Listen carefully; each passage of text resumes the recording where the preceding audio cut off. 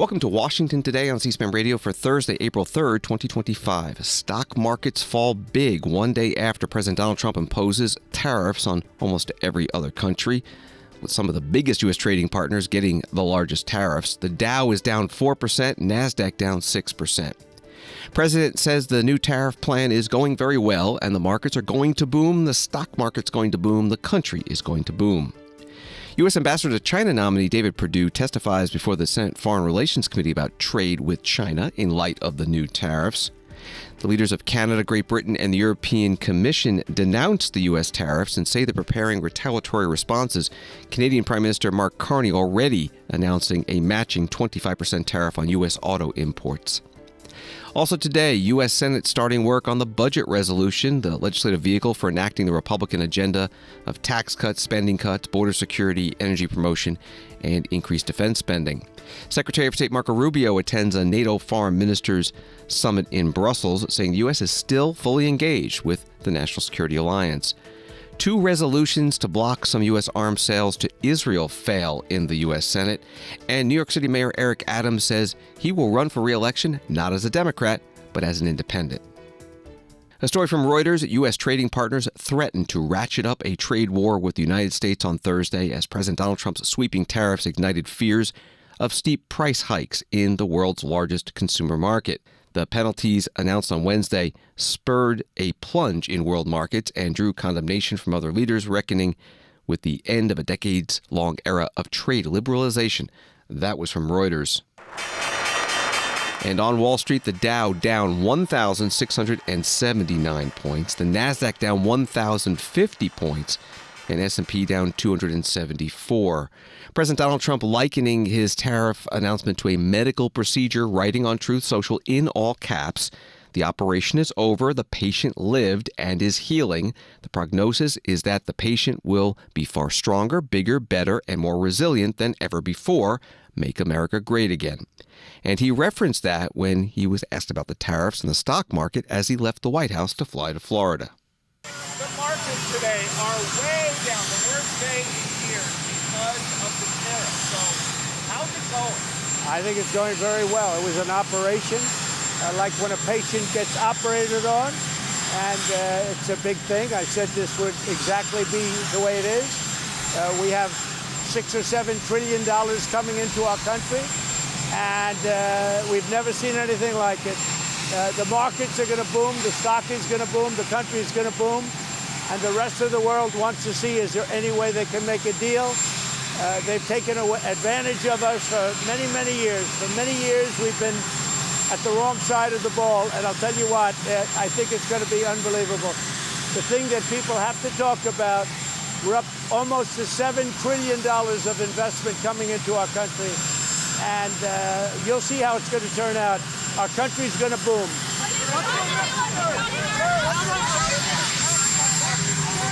President Donald Trump outside the White House as he was flying off to Florida. You could hear the helicopter noise in the background. Agriculture Secretary Brooke Rollins spoke to reporters in the White House driveway about agricultural trade and tariffs and the stock market's large drop today. Secretary, Italy and Ireland are among the countries that are complaining about the tariffs. What's your response to these foreign countries? Well, let me say this. First of all, yesterday obviously was a big day, and it was an effectuation of the president's vision of national security, of food security, of putting our Americans first, our farmers and our ranchers, which as Secretary of Agriculture is really what I'm focused on. I know we're hearing from countries that are kind of complaining about what's happening, but I have a chart. This is sort of shows you the exports of other countries: India, Taiwan, Japan. This is the average, 14%. Well, down here you've got little bitty United States of America, right? I mean, this is what he's trying to fix. And for our farmers and our ranchers, they understand that there may be a short time of uncertainty, but for the long haul, as we restructure the American economy and the government, American economy and our private sector, with the government playing a role in that, President Trump's vision of using tariffs. Again, I'm not surprised there's some complaining, but at the end of the day, this president committed to putting Americans first, and as part of that are our farmers and our ranchers. I'd probably do one more. How long is short term? About the financial markets, because I know you had this chart that you just showed us, but financial markets are tanking today. Does Wall Street see things differently than the administration? Why are they declining so sharply? Well, listen, y'all, we are a couple hours in. The president announced this yesterday afternoon. We knew that there would be some of that as people are adjusting, but at the end of the day, yesterday marked step one. This will be a short time of uncertainty, and then we'll move back to the prosperity that this president has envisioned, that he is so bold and so willing to fight for. And I couldn't be more proud and stand next to him. The new golden age of prosperity will move in. Again, for me, I'm really focused on our farmers and our ranchers, and that's what we'll continue to focus on, but it will reach every corner of America as we are restructuring. Thank y'all so much. How long? Agriculture Secretary Brooke Rollins speaking to reporters in the White House driveway.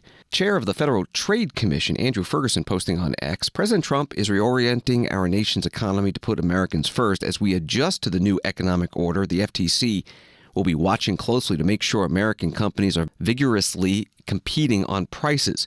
These necessary tariffs should not be interpreted as a green light for price fixing or any other unlawful behavior. We will always protect American consumers. That post from the FTC chair. The Commerce Secretary Howard Lutnick was on CNN today defending the president's tariffs. The European Union and China, they have already vowed to retaliate. At what point would the administration consider pulling back on tariffs, especially on those 10% across the board tariffs? Where is the room for negotiation? I don't think there's any chance that President Trump's going to back off his tariffs. This is the reordering of global trade, right? That's what's going to happen. But the world should stop exploiting the United States of America. Let our farmers sell their products. Let our ranchers sell their products. They won't take lobster in Europe or the UK. I mean, why won't they take American lobster? Now they do. They didn't for a while, but now they do. They don't, because okay. Downing Street said they're going to start, if they change their trade policy, they're going to start having lobster dinners in Downing Street. All right. So that's what they told me. So the point is, let's let American workers succeed and prosper. Let's build factories in America. Let's let us export to the world. Okay. You can't really fight with the United States. We are the customer of the world. Commerce Secretary Howard Lutnick on CNN. White House sending out a press release titled "Support Grows for President Trump's America First Reciprocal Trade Plan," citing business organizations, commentators, and members of Congress. One of them is the House member Byron Donalds, Republican of Florida, with a link to a Fox Business interview where he said for decades a lot of these countries have built their economies on the back of the American economy. These nations have become not just developing nations, they are now strong economies, and so we have to have fair trade if we're going to have free trade. Senator Mitch McConnell, Republican of Kentucky, posting on X, "The long-term prosperity of American industry and workers requires working with our allies, not against them. With so much at stake globally, the last thing we need is to pick fights with the very friends with whom we should be working with to protect against China's predatory and unfair trade practices. As I've always warned, tariffs are bad policy, and trade wars with our partners hurt working people most. Tariffs drive up the cost of goods and services. They are a tax on everyday working Americans." That was a post from Republican Senator Mitch McConnell. The Senate Minority Leader Chuck Schumer, Democrat from New York, spoke on the Senate floor today about the new tariffs. Yesterday, Donald Trump made one of the dumbest decisions he has ever made as president, and that's saying something. The tariffs Donald Trump approved yesterday are far, far worse than we thought.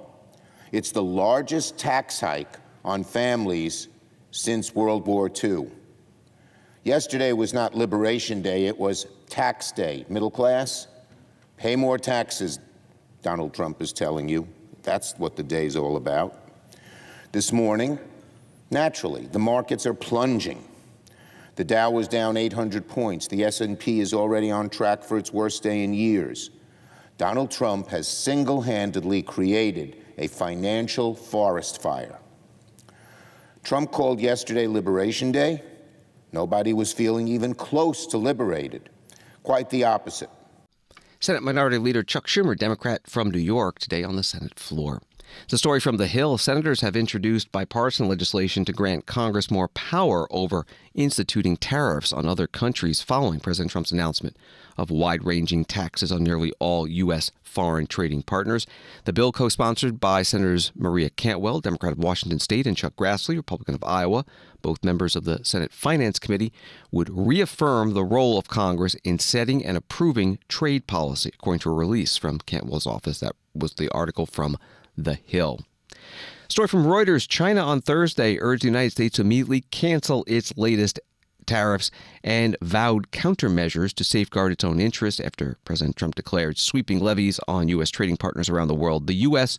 move disregards the balance of interests reached in multilateral trade negotiations over the years and the fact that it has long benefited greatly from international trade, China's Commerce Ministry said in a statement. That was from Reuters. Trump on Wednesday announced China would be getting a 34% tariff on top of the 20% he previously imposed earlier this year. Trade with China was discussed by President Trump's nominee for U.S. ambassador to China, former U.S. Senator David Perdue, Republican of Georgia, at today's Senate Foreign Relations Committee hearing. Senator Rick Scott, Republican of Florida, asking these questions.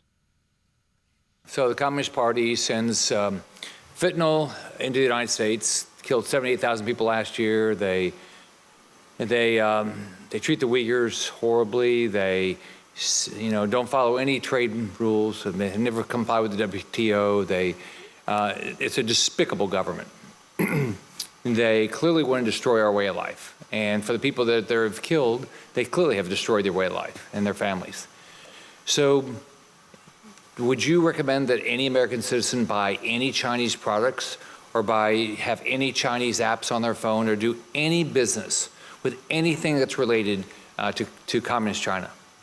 Well, I think the realization that our support of China over the last 30 years or more, going back to Reagan actually, in terms of early investment in developing their economy, giving them access into most favored nation status when they didn't comply, they didn't qualify.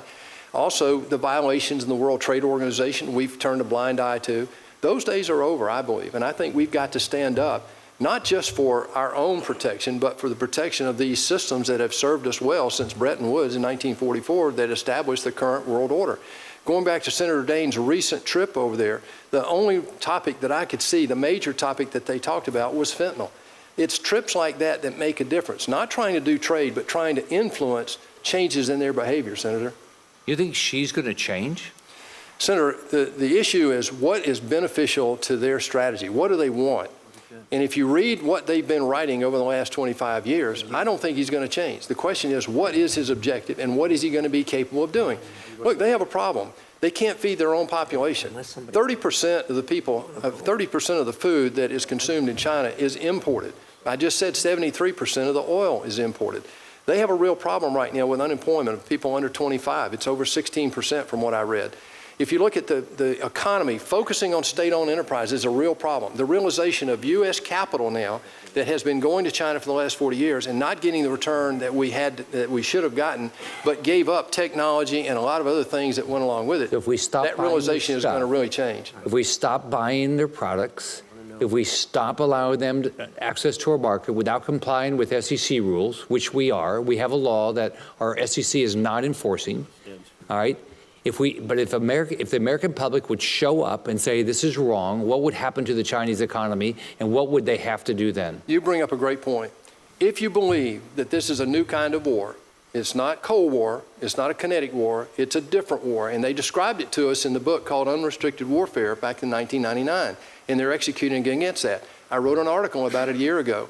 If you look at that, the way forward is for the United States to become informed about that and to stand up to the challenge. That means that sometimes we'll have to sacrifice, Senator, because what we've been seduced by are the cheap prices that we gave into over the last 30 years coming out of China that were, in some cases, in many cases, unfair because they were subsidized by the state. But if we stop buying their stuff, what will happen? Well, if foreign capital from the U.S. stops going into China, they have a real problem.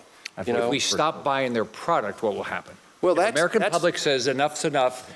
What will happen to their economy? It'll collapse. Right. Thank you. Senator Rick Scott, Republican of Florida, questioning former U.S. Senator David Perdue, Republican of Georgia, nominated for U.S. ambassador to China at today's Senate Foreign Relations Committee hearing. Associated Press writes Prime Minister Mark Carney said Thursday that Canada will match U.S. President Donald Trump's 25% auto tariffs with a tariff on vehicles imported from the U.S. Trump's previously announced 25% tariffs on auto imports took effect Thursday. The Prime Minister said he told Trump last week in a phone call that he would be retaliating for those tariffs.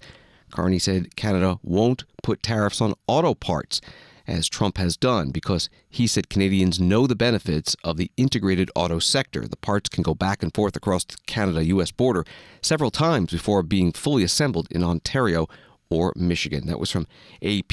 Prime Minister Carney spoke in Ottawa. The ambition of these measures is enormous. The effects on the global economy will be monumental. We received confirmation that the latest reciprocal tariffs will not be imposed on Canada. At the same time, President Trump confirmed that the tariffs announced last week against our auto industry will come in, and indeed have come into effect today. So while it's progress that further tariffs were not imposed on Canada yesterday, the President's actions will reverberate here in Canada and across the world. Three different sets of U.S. tariffs remain in place and will continue to pose significant threats to Canadian workers and Canadian businesses. And while they have been imposed under different premises, some things are consistent. They are all unjustified, unwarranted, and in our judgment, misguided. Canadian Prime Minister Mark Carney today in Ottawa. Another AP article, automaker Stellantis is temporarily halting production at a plant in Canada and a plant in Mexico shortly after President Donald Trump announced a 25% tariff on imported vehicles. The move will result in the temporary layoff of 900 U.S. employees. Great Britain, under the new tariff structure announced Wednesday by President Trump, will be hit with a 10% tariff on its goods exported to the U.S. STV in Scotland reports the list of U.S. products which could be hit with tariffs if the U.K. decides to retaliate include whiskey, motorcycles, and jeans. As ITV News Bureau and economics editor Joel Hills reports, the UK government is considering possible retaliatory action against the US after Donald Trump imposed sweeping tariffs on British imports. The business secretary confirmed. Jonathan Reynolds told MPs in the House of Commons he was launching a 4-week request for businesses to have their input on what retaliation might look like based around a list of U.S. products that could be hit. That was from STV. The British Prime Minister Keir Starmer met with British business leaders today at 10 Downing Street in London, the Prime Minister's residence. Last night, the President of the United States acted for his country, and that is his mandate. Today, I will act in Britain's interests with mine. I understand how important this is for your businesses, as it is for the British people. So we move now to the next stage of our plan. Decisions we take in coming days and weeks will be guided only by our national interest, in the interests of our economy, in the interests of businesses around this table, in the interest of putting money in the pockets of working people. Nothing else will guide me. That is my focus. Now, clearly there will be an economic impact from the decisions that the US has taken, both here and globally. But I want to be crystal clear. We are prepared. Indeed, one of the great strengths of this nation is our ability to keep a cool head. I said that in my first speech as Prime Minister, and that is how I govern. That is how we have planned, and that is exactly what is required today. Nobody wins in a trade war. That is not in our national interest. We have a fair and balanced trade relationship with the US, negotiations on an economic prosperity deal, one that strengthens our existing trading relationship. They continue, and we will fight for the best deal for Britain. Nonetheless, I want to be clear. I will only strike a deal if it is in our national interest and if it is the right thing to do for the security of working people, protects the pound in their pocket that they work so hard to earn for their family. That is my priority. That is always my priority. So today marks a new stage in our preparations. We have a range of levers at our disposal, and we will continue our work with businesses across the country to discuss their assessment of the options. As I say, our intention remains to secure a deal, but nothing is off the table. The British Prime Minister Keir Starmer at a meeting with business leaders today in London. From the Wall Street Journal, European Commission President Ursula von der Leyen vowed to respond to President Trump's latest round of levies on foreign imports, calling them a major blow to the world economy. She said at a press conference in Uzbekistan on Thursday, the global economy will massively suffer. In a watershed moment for global trade, Trump unveiled a plan combining universal tariffs and country-by-country rates on Wednesday, including a 10% levy across the board on all imports and individualized additional tariffs on around 60 countries he believes treat the U.S. unfairly. That includes a 20% tariff on EU goods. That was from the Wall Street Journal. Here's President von der Leyen. President Trump's announcement of universal tariffs on the whole world, including the European Union, is a major blow to the world economy. I deeply regret this choice. Let's be clear-eyed about the immense consequences. The global economy will massively suffer. Uncertainty will spiral and trigger the rise of further protectionism.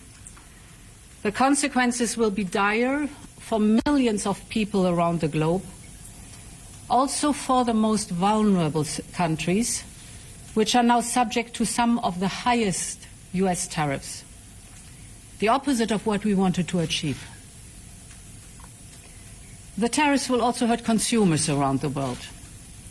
It will be felt immediately. Millions of citizens will face higher grocery bills. Medication will cost more, as well as transportation. Inflation will go up. And this is hurting in particular the most vulnerable citizens. All businesses, big and small, will suffer from day one. From greater uncertainty to the disruption of supply chains, to burdensome bureaucracy, the costs of doing business with the United States will drastically increase. And what is more, there seems to be no order in the disorder, no clear path through the complexity and chaos that is being created as all U.S. trading partners are hit. In the past 80 years, trade between the European Union and the United States has created millions of jobs. Consumers across the Atlantic have benefited from reduced prices. Businesses have benefited from huge opportunities, leading to unprecedented growth and prosperity. And at the same time, we know that the global trading system has serious deficiencies. I agree with President Trump that others are taking unfair advantage of the current rules, and I'm ready to support any efforts to make the global trading system fit for the realities of the global economy. But I also want to be clear. Reaching for tariffs as your first and last tool will not fix it. European Commission President Ursula von der Leyen at an EU Central Asia summit in Uzbekistan. This is Washington Today. And back in Washington, D.C., from CBS News, Senate Republicans unveiled a budget resolution on Wednesday as the GOP seeks to move forward with the budget plan that will enable them to implement President Trump's agenda later this week. The Senate Budget Committee released the 70-page budget resolution, which would serve as a blueprint directing congressional committees to craft their own proposals to hit spending targets, increasing or decreasing funding by adjusting programs and policies that fall under their purview. The plan is a key step toward implementing the president's priorities on border security, defense, energy, and taxes. It aims to make the 2017 tax cuts permanent, along with authorizing $1.5 trillion in additional tax cuts while raising the debt ceiling by as much as $5 trillion. That was from CBS News. The first procedural vote expected today in the Senate, and passage could come by the weekend. The Senate Majority Leader John Thune, Republican of South Dakota, spoke today on the Senate floor. As early as today, we expect to take up a budget resolution that will lay the groundwork for delivering on the Republican agenda. This resolution is the first step toward a final bill to make permanent the tax relief we implemented in 2017 and deliver a transformational investment in our border, national and energy security, all accompanied by substantial savings measures and common sense reforms to our government. And at the prospect of this, Mr. President, Democrats are losing their minds. Their opposition to the 2017 tax relief, of course, is well known. Since the day the Tax Cuts and Jobs Act was passed and before, Democrats have attempted to mischaracterize, and some would say flat out lie, about this legislation. In fact, the Washington Post fact checker has repeatedly issued 3 and 4 Pinocchio responses to Democrats' claims, which center around the falsehood that the Tax Cuts and Jobs Act was about handouts to corporations and billionaires.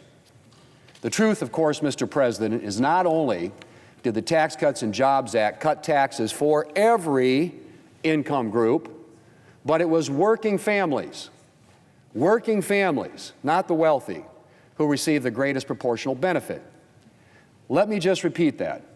The truth is that not only did the Tax Cuts and Jobs Act cut tax rates for every income group, but it was working families and not the wealthy who receive the greatest proportional benefit. Those, Mr. President, are the facts. But of course, the facts have not gotten in the way of Democrats continuing to claim that extending this tax relief is about handouts to billionaires. Democrats' latest hysteria is centered around the application of budget rules we'll use for this week's budget resolution. They claim that using a current policy baseline is somehow destroying Senate rules, even though the 1974 Congressional Budget Act, which governs this budget resolution, clearly states that it is the chairman of the Senate Budget Committee who determines the budget baseline used for budget resolutions. The senior senator from Vermont, who caucuses with the Democrats, confirmed that it's the chairman's role in a 2022 report when he was chairman of the Senate Budget Committee. And of course, Democrats themselves have previously advocated for the use of a current policy baseline. They basically invented it back in 1977, shortly after the Budget Act was enacted. Chairman Muskie, a Democrat from Maine and chairman of the Budget Committee, used a current policy baseline in his budget resolution because he thought it represented a more realistic benchmark. More recently, President Obama's fiscal year 2013 budget assumed $4.5 trillion of expiring tax cuts would be extended in the Democrats' baseline, matching current policy at the time. Jump forward to the Biden administration's most recent budget, in which Democrats explained that, and I quote, "Adjustments to the baseline are needed to better represent the deficit outlook under current policy and to serve as a more appropriate benchmark against which to measure policy changes," end quote. So, Mr. President, using the current policy baseline is not some bizarre new gimmick. I should also note, of course, that the Senate parliamentarian has deemed the Senate budget resolution, which uses the budget policy baseline, in order and ready for floor consideration. Senate Majority Leader John Thune, Republican of South Dakota, on the Senate floor today. The Senate Minority Leader Chuck Schumer, Democrat of New York, said he and his party will oppose the Republican budget resolution. This week, Donald Trump and the Republican Party are hitting Americans with a brutal 1-2 punch. On one side, Trump has hit Americans with a massive tax hike through his extremely dumb tariffs. On the other side, they're unfocused, just unfocused. On the other side, Senate Republicans are getting ready to take away vital programs, throw people off Medicaid, all so they can give massive tax breaks to billionaires. It's a brutal Republican pincer move, with American families trapped in the middle. Trump's tariffs raise costs and picks people's pockets on one side, and Trump's budget cuts are taking away health care and benefits and veterans care on the other side. If Republicans pass their agenda, 80 million Americans will be at risk of losing coverage. Rural hospitals, community health centers, nursing homes will be at the risk of closure. If Republicans proceed this week, Senate Democrats will expose their agenda for the American people to see. We will pick their bill apart. We will put them on record. We will force Republicans to explain in multiple ways again and again and again why they want to cut taxes for the rich at the expense of working people. Senate Republicans are so hell-bent on cutting taxes for billionaires, they seem ready to detonate the rules of the Senate and break their word to get it done. Republicans spent years preaching about preserving Senate rules and protecting regular order, but now that their billionaire tax cuts are on the line, the rules don't seem to matter for them. We all know what's going on here. We know. Senate Republicans don't want to admit that their plan to make these tax cuts permanent will add $37 trillion to the debt. $37 trillion. That more than doubles the totality of our national debt today, more than doubles it. It is reckless and it is dangerous. So Republicans, in essence, want to pretend like their trillion-dollar tax cuts are free, like magic. Or as Chip Roy, one of the most conservative Republicans around here, said, like fairy dust. A middle school math student could tell you this is ridiculous. Senate Minority Leader Chuck Schumer, Democrat of New York, today on the Senate floor. The first vote on the Republican budget resolution could happen tonight, but that's not the end of it. Going back to the CBS News article, the Senate Majority Leader outlined to reporters on Wednesday that he plans to file the resolution on the floor after its release, which would start a clock of up to 50 hours of debate and set up a late week vote-a-rama where senators are allowed to introduce an unlimited number of amendments and force the chamber to vote through the night. The timeline could set the House on a path to adopt the changes to the budget resolution next week, delivering a key win for President Trump and congressional Republicans before lawmakers leave town for Easter recess. That was from CBS News. Washington Today continues in a moment. If you ever miss any of C-SPAN's coverage, you can find it anytime online at cspan.org. Videos of key hearings, debates, and other events feature markers that guide you to interesting and newsworthy highlights. These points of interest markers appear on the right-hand side of your screen when you hit play on select videos. This timeline tool makes it easy to quickly get an idea of what was debated and decided in Washington. Scroll through and spend a few minutes on C-SPAN's points of interest. Welcome back to Washington Today, available as a podcast on the free C-SPAN Now mobile app and wherever you get your podcasts. The Senate today voted to repeal a Biden administration Energy Department efficiency rule for walk-in coolers and freezers. It was party line vote, 53 Republicans, 42 Democrats. The U.S. House approved this disapproval resolution last month, so now it heads to President Trump, who plans to sign it into law. Senate today also voted along party lines to confirm Dean Sauer to be U.S. Solicitor General, 52 to 45. That position argues for Trump administration policies in cases before the U.S. Supreme Court. And the Senate confirmed Dr. Mehmet Oz to lead Centers for Medicare and Medicaid Services, CMS. Again, party line, 53 to 45. Senator Ron Wyden, Democrat of Oregon, Finance Committee ranking member, spoke on the Senate floor against the nomination before the vote. Dr. Oz is the second Trump nominee to pass through the Senate Finance Committee with a record of dodging Medicare and Social Security taxes. That means, if confirmed, the person running the Medicare program thinks it's acceptable to not pay the taxes he owes into the programs he's running. Let me repeat that. If confirmed, the person running the Medicare program thinks it's acceptable to not pay the taxes he owes into the program he's running. Now, in addition, during the consideration of this nominee, I pressed Dr. Oz on whether he believes nursing homes ought to be staffed with a registered nurse 24/7. Once again, Dr. Oz refused to answer my question. Mr. President, he claimed it was a complicated question. Not really, I told him.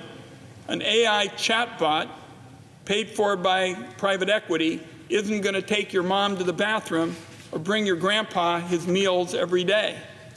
I don't think it's at all complicated whether there ought to be a nurse on staff at every single nursing home. Dr. Oz is certainly very able on television, but seems to have no understanding that technology is no replacement for real nurses and real medical staff.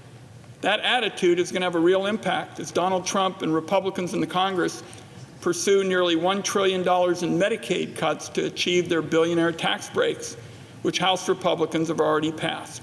Senator Ron Wyden, Democrat of Oregon, Finance Committee ranking member on the Senate floor today before the Senate voted to confirm Dr. Oz for CMS Administrator. That position oversees $1.5 trillion in federal health care spending for over 60 million Americans on Medicare and over 70 million on Medicaid. Secretary of Health and Human Services Robert F. Kennedy Jr. visited the Ferdinand T. Day Elementary School in Alexandria, Virginia today, joined by Agriculture Secretary Brooke Rollins. They talked about providing healthy food to students to combat obesity and chronic disease. What a joy to be here at the Ferdinand T. Day School. We've met with their leaders. We've met with the incredible people who are running their school nutrition programs. We actually got to meet with the kids. As you can hear, they're right behind you. And it's just been a really, really great day here in Virginia. As you all know, approximately 1 in 5 kiddos and 2 in 5 adults in the United States currently have obesity. 40% of school-aged children and adolescents in the U.S. have at least one chronic health condition. 40% of our school-aged kids and adolescents have at least one chronic health condition. Prediabetes now affects 1 in 3 children aged 12 to 19. This chronic disease crisis is the greatest contributor to the United States healthcare costs, comprising 90% of our expenditures, according to the CDC.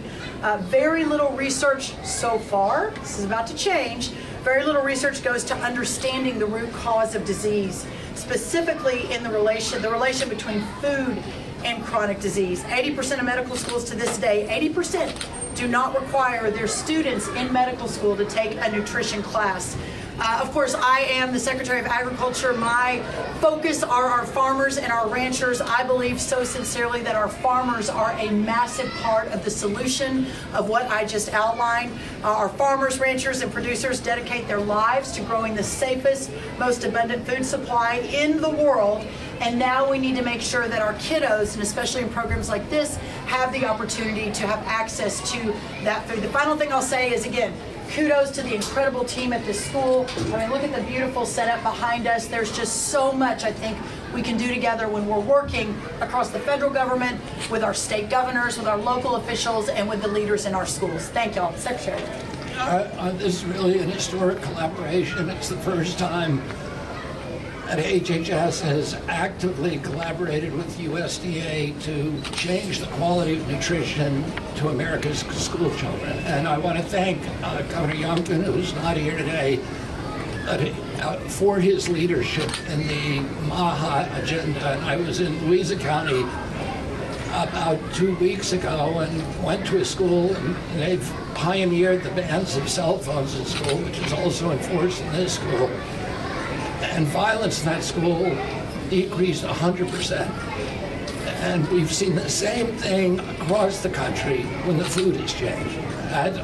Emotional behavior and mental illness also declines, but more than anything, academic performance improves dramatically. And we heard testimony from some of the teachers and administrators in this school about the direct correlation between providing healthy foods to these children, nutritious foods, other than the food-like substances that were once given and once ubiquitous in all of our schools. Give them real food, whole food, farm fresh food, and it has dramatic impacts on academic performance and on socialization. Health and Human Services Secretary Robert F. Kennedy Jr., joined by the Agriculture Secretary Brooke Rollins at the Ferdinand T. Day Elementary School in Alexandria, Virginia. This is Washington Today. U.S. Secretary of State Marco Rubio begins an AP story, and the Trump administration's new envoy to NATO are seeking to reassure wary members of the U.S. commitment to the alliance.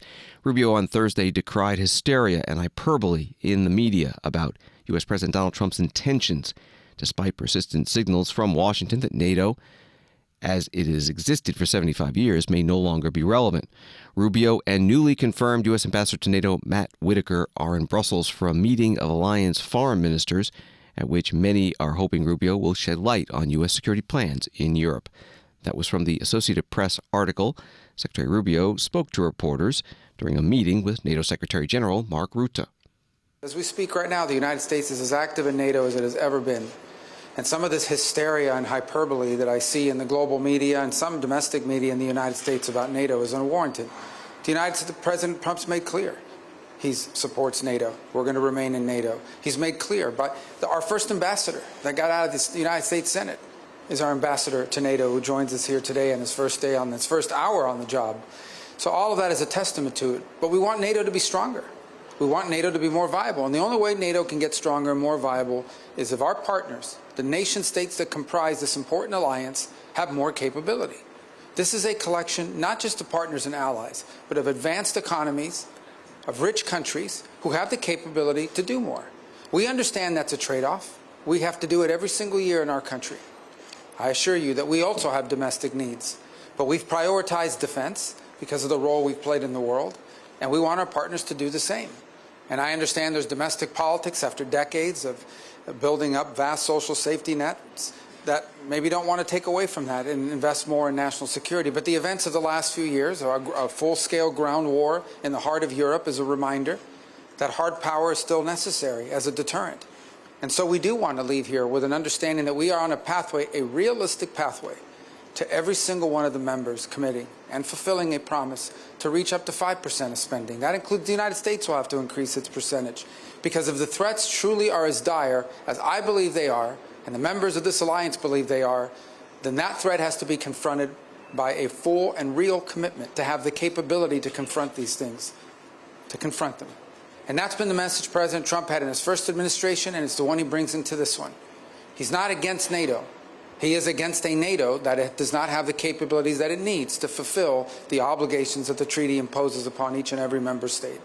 And it wants our nation, and no one expects that you're going to be able to do this in 1 year or two, but the pathway has to be real.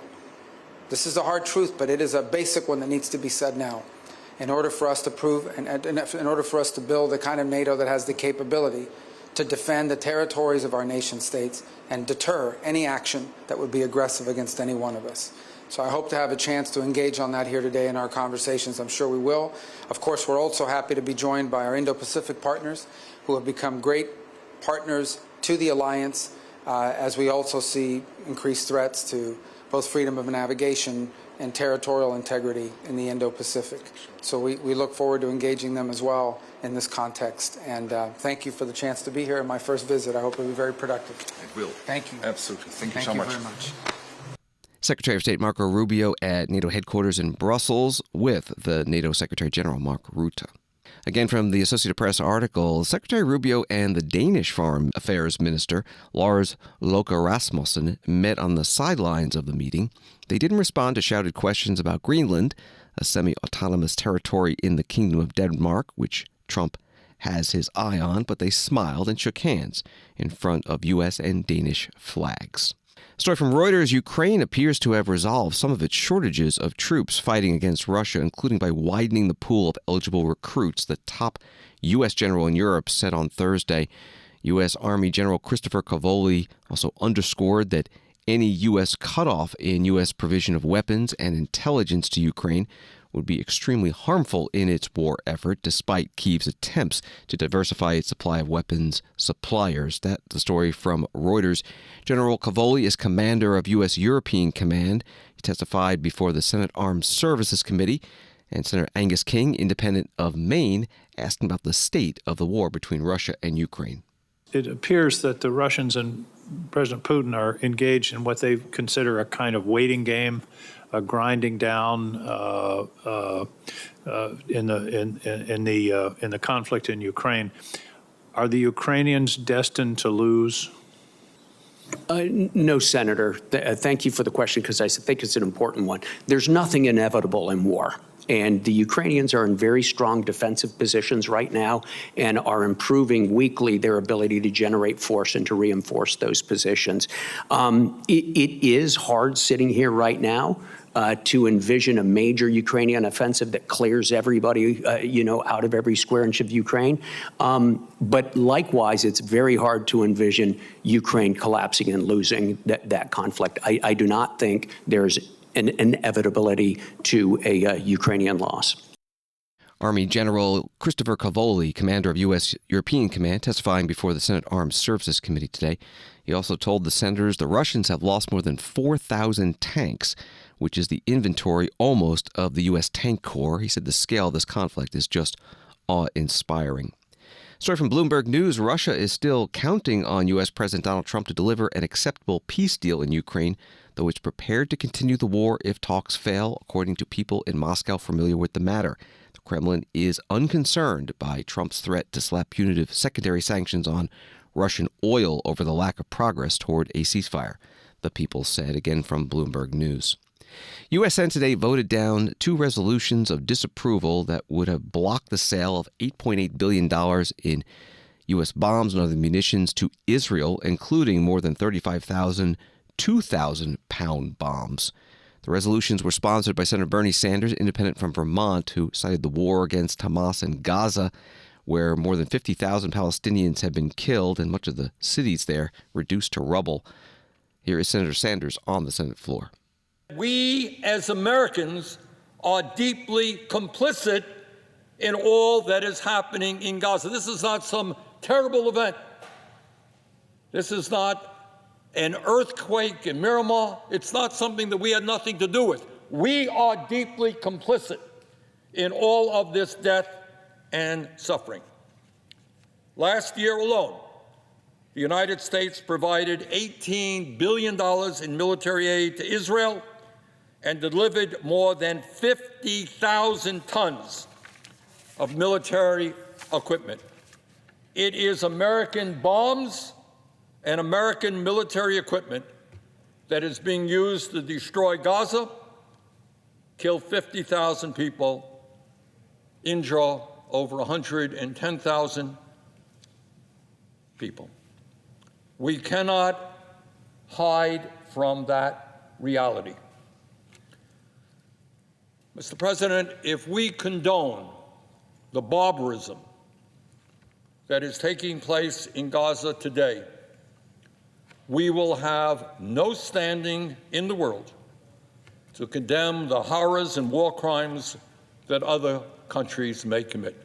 You're not going to be able to look at China or Russia or Saudi Arabia or any other country and say, look how terrible, look what they're doing to the children, to the women, to innocent people.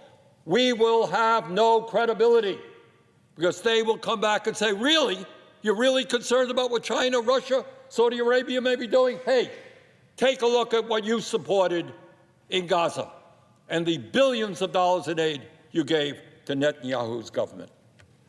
Mr. President, today is a day to stand up to barbarism in Gaza and to do our best to prevent future barbaric acts all over the world. Senator Bernie Sanders, independent from Vermont, on the Senate floor in support of his resolutions to block the arms sales to Israel. Senator Jackie Rosen, Democrat from Nevada, spoke against. Since October 7th, when Hamas launched the deadliest terrorist attack in Israel's history, Israel has continued to face a barrage of threats from Iran and its terrorist proxies in the region. The attacks on Israel, they didn't just happen on October 7th. That's when it started. The resolutions we're debating today will hurt Israel's ability to defend itself against these attacks.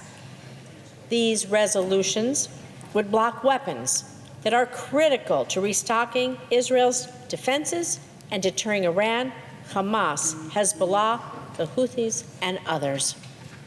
Just this weekend, the Houthis launched a ballistic missile attack on Israel. If it passed, these resolutions would embolden more attacks like these from Iran and again, its terrorist proxies.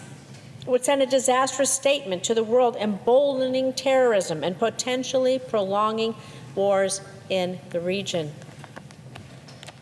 Now, I know some on my side of the aisle are considering supporting these resolutions because they may disagree with the current Israeli government. But let's be clear. Support for the U.S.-Israel relationship is not an endorsement of all the actions of any one Israeli government. In the same way that other nations' support for America does not equal an endorsement of all the actions, well, by the Trump administration. So I urge my colleagues to stand with and stand for our historic and mutually beneficial relationship with Israel and the Israeli people. As the only democracy in the Middle East, Israel has been our strongest ally in the region, and the passage of these resolutions, well, would damage our bond for years to come. Government leaders, politicians, well, they come and go. But our commitment to Israel's security must be ironclad. Restricting much-needed arms to Israel because you don't agree with everything the current government is doing will leave our ally vulnerable, just not only to current threats of terrorism, but to future threats of terrorism. Senator Jackie Rosen, Democrat from Nevada, on the Senate floor. Axios reporting on the votes on the resolutions. 15 Senate Democrats backed a pair of resolutions from Senator Bernie Sanders to withhold billions of dollars in arms sales and other military aid to Israel. The votes split the party, revealing continued internal divisions over Democrats' views on the war in Gaza and support for the Israeli government. The measures failed 15 to 82 and 15 to 83. That was from Axios. From the Washington Post, New York Mayor Eric Adams said Thursday that he would run for re-election as an independent, opting not to participate in the Democratic primary. The announcement came one day after a federal judge dismissed a corruption indictment against Adams after a controversial push by the Justice Department to terminate the case. Adams pleaded not guilty last year to federal charges of bribery, wire fraud, and seeking illegal campaign donations. He has been accused of cutting a deal with President Donald Trump to avoid prison, which he has denied. And his recent association with Trump has angered New York Democrats, a long list of whom began fundraising last year in a bid to unseat him in the primary. That was from the Washington Post. Mayor Adams posted a campaign video today with his decision. I've always put New York's people before politics and party, and I always will. Some leaders choose rhetoric over results and fail to make working people their North Star. But the values of a working class base, pro-public safety, pro-worker, pro-quality of life, are still there, standing strong, even if many who share them have left the party. Those are my values, New York's values, and I will always fight for them. I had hope to fight for them again in the Democratic primary for mayor. And more than 25,000 New Yorkers signed my Democratic primary petition. But the dismissal of the bogus case against me dragged on too long, making it impossible to mount a primary campaign while these false accusations were held over me. But I'm not a quitter. I'm a New Yorker. And that is why today, although I am still a Democrat, I am announcing that I will forego the Democratic primary for mayor and appeal directly to all New Yorkers as an independent candidate in the general election. New York City Mayor Eric Adams, part of a video he posted today. WABC TV, writing about the New York City mayoral Democratic primary, says that Mayor Adams' decision comes after a poll released last week showed Adams was trailing 30 points behind former Governor Andrew Cuomo and 2 points behind Assemblyman Zohran Mamdani. Cuomo has racked up key endorsements and leads the crowded field with 38%, according to the latest poll, followed by Mamdani with 10%. Thanks for listening to Washington Today. Sign up for C-SPAN's evening newsletter word for word and get the stories making headlines in Washington sent to your inbox every day. Subscribe at cspan.org/connect. Have a good night.